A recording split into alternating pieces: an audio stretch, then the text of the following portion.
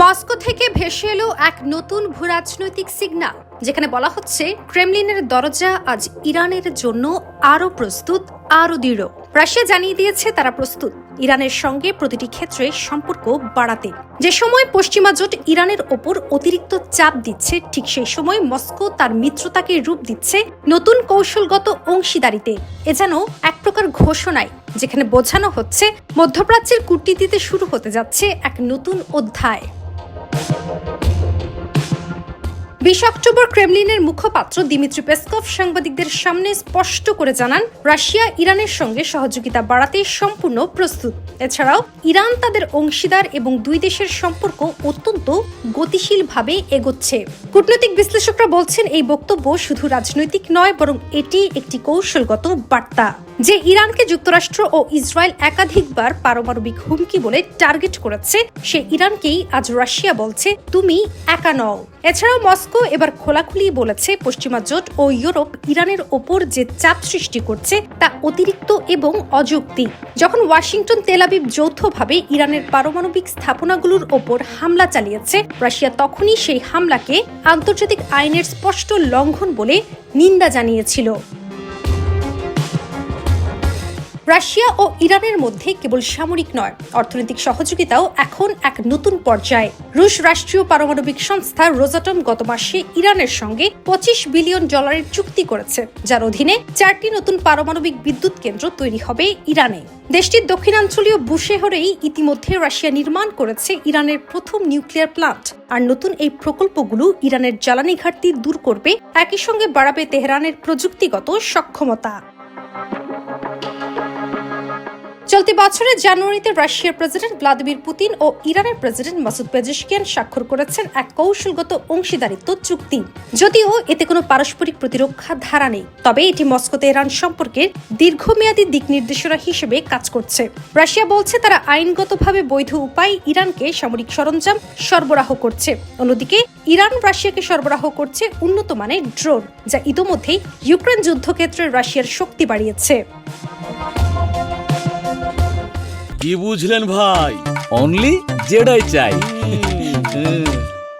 বিশ্লেষকরা বলছেন, এ যেন এক নতুন জোটের উত্থান, যেখানে পশ্চিমা চাপের রাজনীতির বিপরীতে আছে আত্মনির্ভর কূটনীতির প্রতিক্রিয়া। রাশিয়া ইরান সম্পর্ক এখন শুধু লেনদেন নয়, বরং এটি একটি অবস্থান, যেখানে উভয় দেশ বলছে তারা তাদের পথ নিজেরা ঠিক করবে। বিশ্লেষকরা বলছেন, ক্রেমলিনের এই ঘোষণা মধ্যপ্রাচ্য ও ইউরেশিয়ার ভূরাজনীতিতে নতুন ভারসাম্য তৈরি করবে। পশ্চিম যেখানে ইরানকে কোণঠাসা করতে চায়, সেখানেই রাশিয়া তার পাশে দাঁড়িয়ে বলছে তুমি প্রতিরোধের প্রতীক, আর তারা সেই প্রতিরোধের কৌশলগত সঙ্গী। হাজার হাজার ক্ষেপণাস্ত্র তৈরি করছে ইরান।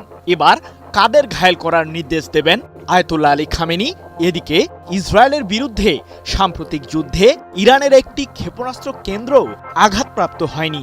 ইরানের এই দাবি কি পশ্চিমাদের পরাজয়ের ইঙ্গিত? যুক্তরাষ্ট্র সমর্থিত সামরিক জোট ন্যাটোর সাথেও সরাসরি যুদ্ধে রয়েছে তেহরান। ইরান কি এখন এমন প্রযুক্তি বানাচ্ছে যা যুক্তরাষ্ট্রের হাতেও নেই?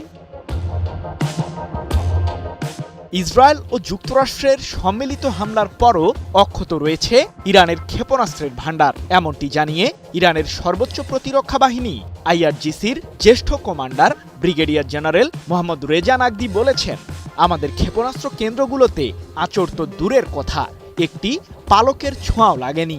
20 অক্টোবর এক প্রতিবেদনে বিষয়টি নিশ্চিত করেছে মধ্যপ্রাচ্য ভিত্তিক সংবাদ মাধ্যম মেহের নিউজ এজেন্সি। এর আগে গত 13 জুন ইরান জুড়ে আকস্মিক বিমান হামলা চালায় ইসরায়েল, যার ফলে 12 দিনের যুদ্ধ চলে দুই পক্ষের মাঝে। আন্তর্জাতিক আইন ভঙ্গ করে ইরানের 3টি পারমাণবিক কেন্দ্রে বোমা হামলা চালায় যুক্তরাষ্ট্র। এরপর 24 জুন ইসরায়েল ও যুক্তরাষ্ট্র উভয়ের বিরুদ্ধে প্রতিশোধমূলক অভিযানের মাধ্যমে ইরান এই যুদ্ধ বন্ধ করতে সক্ষম হয়। তবে সেই যুদ্ধে ইরানের 50% ক্ষেপণাস্ত্র লঞ্চার ধ্বংসের দাবি করেন ইসরায়েলের প্রধানমন্ত্রী বেনিয়ামিন নেতানিয়াহু ও মার্কিন প্রেসিডেন্ট ডোনাল্ড ট্রাম্প। কিন্তু তাদের এই দাবির সাথে বাস্তব চিত্র কি বলছে? ইহুদিবাদীদের এই দাবিকে প্রত্যাখ্যান করে ব্রিগেডিয়ার জেনারেল নাগদি বলেছেন, তারা যে 50% ধ্বংসের দাবি করেছে তা কেবল মিথ্যা নয়, বরং ইহুদিবাদীরা ৩% লঞ্চারও ধ্বংস করতে পারেনি। নাকদি জোর দিয়ে আরও বলেন, আমাদের ক্ষেপণাস্ত্র প্রযুক্তি দেশীয়ভাবেই তৈরি হচ্ছে। ইরান এখন সংঘাত থেকে শিক্ষা নিয়ে পূর্বের চেয়ে আরও বেশি লঞ্চার তৈরি করছে। আমরা সহজেই কয়েক হাজার মিসাইল লঞ্চার তৈরি করতে পারব। নতুন ক্ষেপণাস্ত্র দিয়েই কি মধ্যপ্রাচ্যের সুপার পাওয়ার হবে ইরান? ইরান কেবল আঞ্চলিক শত্রুরই মুখোমুখি হচ্ছে না, এর সাথে জড়িত আছে পশ্চিমা শক্তিও।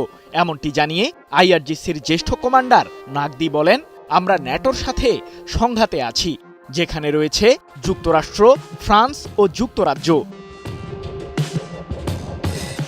কি বুঝলেন ভাই?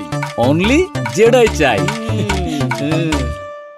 সম্প্রতি ইসরায়েলের প্রধানমন্ত্রী নেতানিয়াহু দাবি করেন, যুক্তরাষ্ট্রের পূর্ব উপকূলে হামলা চালাতে ইরান তৈরি করছে আন্তঃমহাদেশীয় ব্যালিস্টিক মিসাইল, যা 11,000 কিলোমিটার জুড়ে হামলা চালাতে সক্ষম। তবে তার এই দাবির পক্ষে কোনো প্রমাণ হাজির করতে পারেননি তিনি। স্বপ্ন দেখতেই থাকুন, ঠিক এমন শব্দে মার্কিন প্রেসিডেন্ট ডোনাল্ড ট্রাম্পকে ফের তীব্র প্রতিক্রিয়া জানালেন ইরানের সর্বোচ্চ ধর্মীয় নেতা আয়াতুল্লাহ আলী খামেনি। ট্রাম্পের দাবি, তিনি ইরানের পারমাণবিক শিল্পকে ধ্বংস করেছেন। কিন্তু খামেনির উত্তর একদম স্পষ্ট, আপনি কার অধিকারে নিয়ে ঠিক করতে পারেন কোন দেশ পারমাণবিক শক্তি রাখবে? এই মন্তব্য তিনি করেছেন দেশের ক্রীড়াবিদ এবং আন্তর্জাতিক বিজ্ঞান অলিম্পিয়াডে পদকজয়ী তরুণদের সঙ্গে বৈঠকে। তরুণদের তিনি জাতীয় শক্তি ও বিকাশের প্রতীক হিসেবে অভিহিত করেছেন। তার কথায়, এই যুব সমাজ বিশ্বকে দেখাবে যে ইরান এখনও শক্তিশালী এবং দেশের ভবিষ্যৎ উজ্জ্বল। শত্রু মানসিক যুদ্ধে দেশের জনগণকে হতাশ করতে চাইলেও আমাদের যুব সমাজ আশা ও আত্মবিশ্বাসের প্রতীক। তাদের অর্জন শুধু দেশের নয়, আন্তর্জাতিক মঞ্চে ইরানের শক্তির প্রমাণ বলেও জানান খামেনি। খামেনি ট্রাম্পের হুমকিকেও উড়িয়ে দিয়েছেন। তিনি ট্রাম্পের উদ্দেশ্যে বলেন, যদি সত্যিই শক্তিশালী হন তবে আপনার নিজের দেশের লক্ষ লক্ষ মানুষকে শান্ত করুন যারা আপনার বিরুদ্ধে সড়কে আন্দোলন করছে। খামেনি 1980-এর দশকে ইরান ইরাক যুদ্ধ দেশের বিজয় তুলে ধরেন। সে সময় যুব সমাজের কৌশল ও উদ্ভাবন প্রতিপক্ষকে পরাজিত করে বলেও উল্লেখ করেন তিনি। খামেনি মনে করান, কিভাবে দেশের নিজস্ব শক্তি দিয়ে প্রতিটি চ্যালেঞ্জ মোকাবিলা করা সম্ভব। জুন মাসের অবৈধ আগ্রাসনের সময় ইরানের ক্ষেপণাস্ত্র জায়নিস্টদের সংবেদনশীল কেন্দ্রগুলোতে প্রবেশ করে ধ্বংস করেছে। খামেনি বলেন, এই ক্ষেপণাস্ত্রগুলো আমাদের নিজস্ব সামরিক শিল্পের এবং প্রয়োজনে পুনরায় ব্যবহার করা হবে। এছাড়াও তিনি গাজা যুদ্ধের সময় যুক্তরাষ্ট্রের সরাসরি সহযোগিতার কথাও তুলে ধরেন। খামেনি প্রশ্ন তোলেন, গাজায় নিহত শিশু ও নাগরিকরা কি সন্ত্রাসী ছিল? প্রকৃত সন্ত্রাসী হল যুক্তরাষ্ট্র, যারা আইএস তৈরি করেছে এবং আজও তাদের ব্যবহার করছে। এখানে যুদ্ধ ও মৃত্যু যুক্তরাষ্ট্রের উপস্থিতির ফল। তিনি প্রশ্ন তোলেন, এই অঞ্চলে মার্কিন মিলিটারি ঘাঁটিগুলো কেন? যুক্তরাষ্ট্র শুধুই উস্কানি ছড়াচ্ছে, যুদ্ধ ও সন্ত্রাসী কার্যক্রম বাড়িয়েই চলেছে। আর এটা ওইটা না, কাপড় ধোয়ার একটাই সলিউশন, চাকা অল ইন ওয়ান। সর্বশেষ খামেনি বলেন, চাপ ও হুমকির সামনে ইরান কখনো আত্মসমর্পণ করবে না। যুব সমাজ এবং জাতি দৃঢ়ভাবে নিজেদের সক্ষমতায় বিশ্বাস রাখে এবং তা বিশ্বকে প্রমাণও করবে। এই বক্তব্য শুধু রাজনৈতিক প্রতিক্রিয়া নয়, এটি ইরানের শক্তি, আত্মবিশ্বাস এবং আন্তর্জাতিক মঞ্চে নিজের অবস্থান শক্ত করার সংকেত। কিসের ইঙ্গিত দিলেন ইরানের সর্বোচ্চ ধর্মীয় নেতা আয়াতুল্লাহ আলী খামেনি? ইরানের পারমাণবিক কর্মসূচি নাকি বোমা মেরেও ধ্বংস করা সম্ভব নয়, আর ইসরায়েলের আগ্রাসনের বিরুদ্ধে প্রয়োজনে আবার মিসাইল হামলারও হুমকি দিলেন খামেনি। তার এই ঘোষণার পর কি আবার লাগছে যুদ্ধ? প্রস্তুত রয়েছে ইরানের সশস্ত্র বাহিনী, যে কোনো মুহূর্তে যুদ্ধে ঝাঁপিয়ে পড়তে মিসাইলেও শান দিয়েছে তেহরান। এ প্রসঙ্গে আয়াতুল্লাহ আলী খামেনি বলেন, ইহুদিবাদীরা আশাও করেনি যে আমাদের দেশীয়ভাবে তৈরি মিসাইলগুলো তাদের গবেষণা ও সামরিক কেন্দ্র আগুনে পুড়ে ছাই করে দেবে। তবে এটি ঘটেছে। আমাদের সশস্ত্র বাহিনী এই ক্ষেপণাস্ত্রগুলো দিয়েই হামলা চালিয়েছে। আমাদের কাছে আরও মিসাইল মজুদ রয়েছে, প্রয়োজনে ভবিষ্যতে আবারও ব্যবহার করা হবে। 20 অক্টোবর ইরানের সর্বোচ্চ ধর্মীয় নেতার বরাতে বিষয়টি নিশ্চিত করেছে ব্রিটিশ বার্তা সংস্থা রয়টার্স। ইরানের বিরুদ্ধে ইসরায়েলের সাম্প্রতিক যুদ্ধের সময় তেহরানের 3টি পারমাণবিক কেন্দ্রে বোমা হামলা চালায় যুক্তরাষ্ট্র। সেই হামলার পর মার্কিন প্রেসিডেন্ট ডোনাল্ড ট্রাম্প দাবি করেন পুরোপুরি ধ্বংস হয়েছে ইরানের পারমাণবিক কার্যক্রম, কিন্তু তার এই দাবিকে বুড়ো আঙুল দেখালেন খামেনি। পারমাণবিক কর্মসূচিতে যুক্তরাষ্ট্রের হামলা প্রসঙ্গে আয়াতুল্লাহ আলী খামেনি বলেন, ট্রাম্প গর্ব করে বলে যে যুক্তরাষ্ট্র ইরানের পারমাণবিক কর্মসূচি বোমা মেরে ধ্বংস করে দিয়েছে। ঠিক আছে, তোমরা স্বপ্ন দেখতেই থাকো, তারা আমাদের পরমাণু বিজ্ঞানীদের হত্যা করেছে, কিন্তু পারমাণবিক কর্মসূচি সংক্রান্ত জ্ঞানকে ধ্বংস করা কি সম্ভব? এর আগে গত 6 জুন জাতিসংঘের পরমাণু সংস্থা IAEA দাবি করে ইরানের কাছে রয়েছে 400 কেজি ইউরেনিয়াম, যার পরিশুদ্ধতার মাত্রা 60%, যা নিমিষেই 90% উন্নীত করা সম্ভব। এগুলো দিয়ে 6টি পারমাণবিক বোমা তৈরি করতে পারবে তেহরান। আর এটা ওইটা না, কাপড় ধোয়ার একটাই সলিউশন, চাকা অল ইন ওয়ান। IAEA এর এমন ঘোষণার 1 সপ্তাহের মাথায় ইরানে আকস্মিক বিমান হামলা চালায় ইসরায়েল। তবে ইহুদিবাদীদের সেই হামলা প্রসঙ্গে আগে থেকেই গোয়েন্দা তথ্য পেয়েছিল তেহরান, যার কারণে সেই ইউরেনিয়ামগুলোকে গোপন স্থানে সরিয়ে নেয় ইরান। ধরুন কেউ গাজায় বোমা ফেলল, কিন্তু তার প্রতিক্রিয়া দেখা যায় ইয়েমেনে, উত্তেজনা ছড়িয়ে পড়ে লেবাননে, আর একসঙ্গে নড়েচড়ে বসে ইরান। প্রশ্ন হলো, এই অঞ্চলগুলোর মধ্যে যোগসূত্র কোথায়? এই প্রশ্নগুলো সামনে আসছে তখনই যখন ইরানের বিপ্লবী গার্ড বাহিনীর প্রধান মেজর জেনারেল মোহাম্মদ পাকপোর একটি বার্তা পাঠান ইয়েমেনের সশস্ত্র বাহিনীর প্রধান ব্রিগেডিয়ার জেনারেল ইউসুফ হাসান আল মাদানির কাছে, কারণ ইয়েমেনি জেনারেল মোহাম্মদ আব্দুল করিম আল ঘারামির শহীদ হওয়ার বিষয়ে। এই বার্তাটি ছিল শুধুই সমবেদনার নয়, এটি ছিল রাজনৈতিক এবং আদর্শিক অবস্থান স্পষ্ট করার এক মুখ্য মুহূর্ত। পাকপোর বলেন, এই শহীদ হওয়ার ঘটনা ইয়েমেনিদের মনোবল ভাঙবে না, বরং আরও দৃঢ় করবে। তিনি এটাও জানান, ইরান প্রস্তুত আছে, কৌশলগতভাবে আরও ঘনিষ্ঠভাবে কাজ করতে চায় ইয়েমেনি বাহিনীর সঙ্গে, কেননা এই লড়াই কেবল একটি দেশের সীমান্তে সীমাবদ্ধ নয়, বরং গোটা অঞ্চলের প্রতিরোধ ফ্রন্টের অংশ। প্রতিরোধ কার বিরুদ্ধে? পাকপোর স্পষ্ট করে বলেন, এই লড়াই আন্তর্জাতিক সাম্রাজ্যবাদ ও ইহুদিবাদীদের বিরুদ্ধে, অর্থাৎ তাদের বিরুদ্ধে যারা মধ্যপ্রাচ্যে নিজেদের আধিপত্য কায়েম রাখতে চায়। প্রথমত আমেরিকা, দ্বিতীয়ত ইসরায়েল। ইরান বলছে তারা শুধু সহানুভূতি জানাচ্ছে না, তারা প্রস্তুত কৌশলগত সহযোগিতা বাড়াতে। এখানে কৌশলগত বলতে বোঝায় প্রশিক্ষণ, তথ্য আদান প্রদান, প্রযুক্তির সহায়তা, এমনকি অস্ত্র সরবরাহের সম্ভাবনাও। প্রশ্ন হলো, এই সম্পর্ক কেবল যৌক্তিক স্বার্থে নাকি আদর্শিক বন্ধনে? আসলে উত্তর দুটোই। ইরান প্রতিরক্ষা অক্ষ গড়তে চায় যেখানে ইয়েমেন, লেবানন, সিরিয়া, ফিলিস্তিন সবাই থাকবে এক ছাতার নিচে। আর এটা ওইটা না, কাপড় ধোয়ার একটাই সলিউশন, চাকা অল ইন ওয়ান।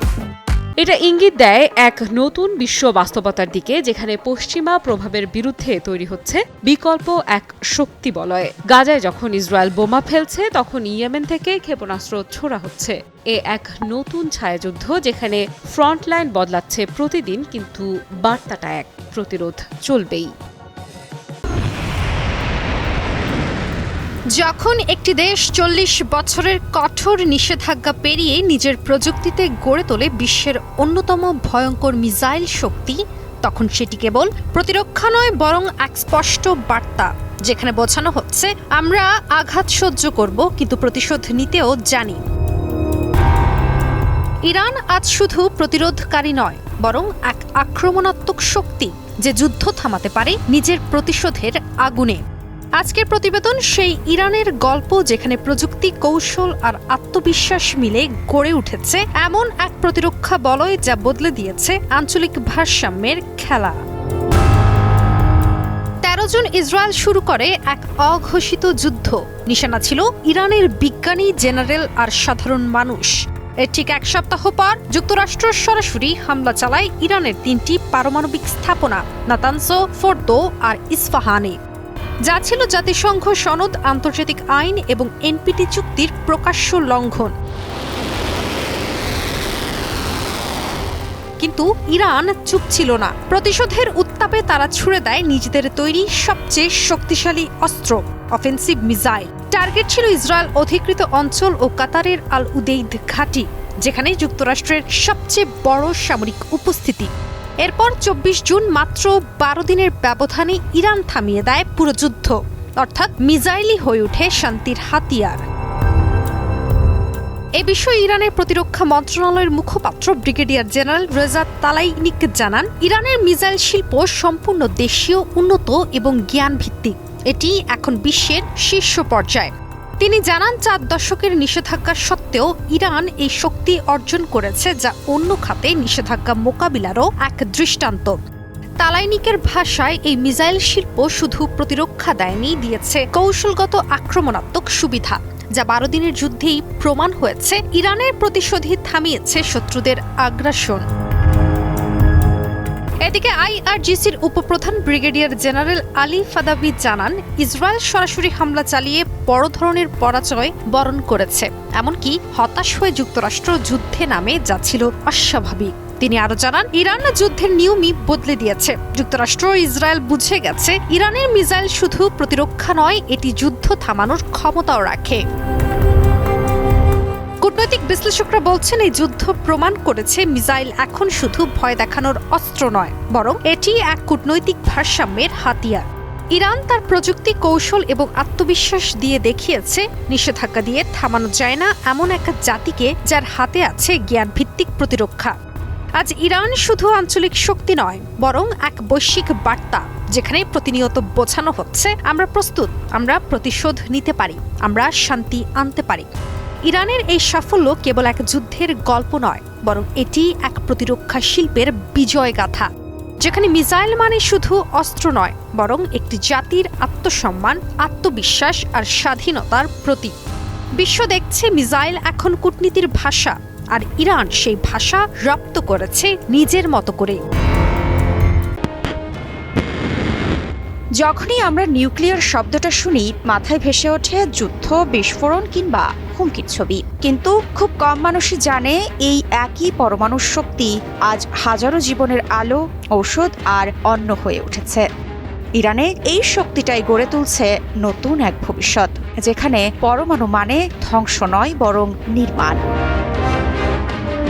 ইরান মনে করে আধুনিক বিজ্ঞান ও প্রযুক্তিতে দক্ষ হওয়া কোনো অপশন নয়, এটা একেবারেই প্রয়োজনীয়। তার মধ্যে সবচেয়ে গুরুত্বপূর্ণ একটি ক্ষেত্র হলো পরমাণু শক্তি বা শান্তিপূর্ণ নিউক্লিয়ার শক্তি। বিশ্বের আধুনিক সমাজগুলো যেমন তাদের বিদ্যুৎ, চিকিৎসা আর কৃষিতে এই প্রযুক্তি ব্যবহার করছে, ইরানও সেই পথেই হাঁটছে। যে দেশ স্বাধীন ও শক্তিশালী হতে চায়, তার জন্য আধুনিক বিজ্ঞানের জ্ঞান অর্জন অপরিহার্য।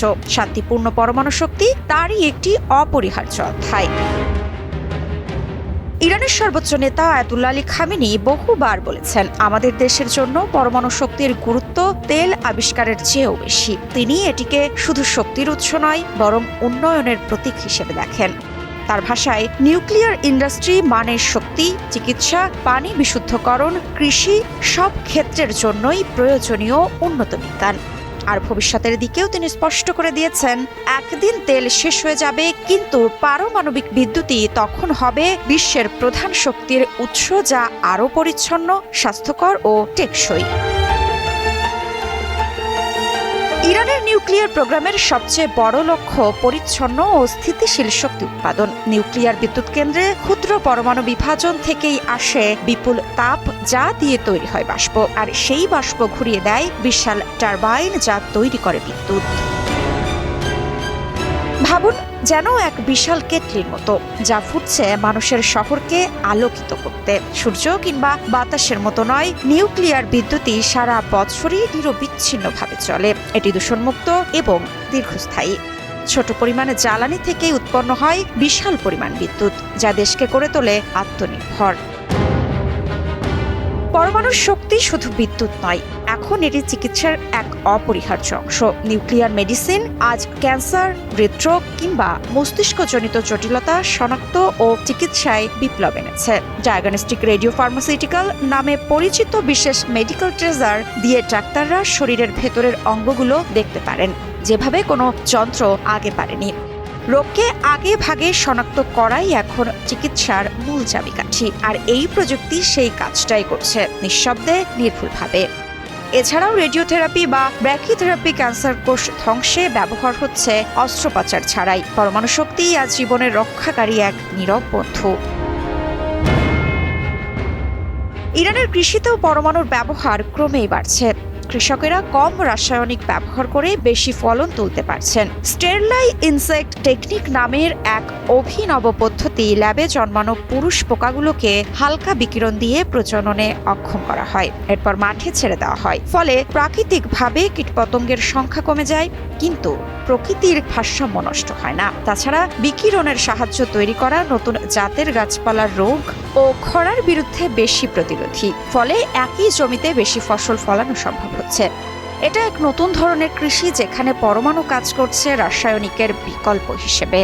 আর এটা ওইটা না, কাপড় ধোয়ার একটাই সলিউশন, চাকা অল ইন ওয়ান। নিউক্লিয়ার প্রযুক্তি ব্যবহার হচ্ছে বিশুদ্ধ পানি উৎপাদনে, সমুদ্রের পানি মিষ্টি করতে, এমনকি ভূগর্ভস্থ পানির উৎস খুঁজে বের করতেও। খাবার সংরক্ষণেও বিকিরণ ব্যবহৃত হচ্ছে, যাতে খাবার নষ্ট না হয়, ব্যাকটেরিয়া মারা যায় আর অপচয় কমে। যেখানে পানি মানে জীবন, সেখানে পরমাণু হয়ে উঠেছে সেই জীবনের রক্ষক। পরমাণু প্রযুক্তি এখন ইরানের উন্নয়ন, আত্মনির্ভরতা ও মানব কল্যাণের প্রতীক। এটি যুদ্ধের অস্ত্র নয়, বরং কাজে লাগছে জীবনের জন্য বিদ্যুতে, চিকিৎসায়, কৃষিতে এবং খাদ্য নিরাপত্তায়। পরমাণু শক্তি একসময় ছিল ভয় আর বিভ্রান্তির নাম, আজ তা হয়ে উঠেছে আশার আলো। একটি পরিচ্ছন্ন, স্বাধীন ও সমৃদ্ধ ভবিষ্যতের দিকে ইরানের যাত্রা শুরু হয়ে গেছে পরমাণুর নিঃশব্দ শক্তিকে পাশে নিয়ে।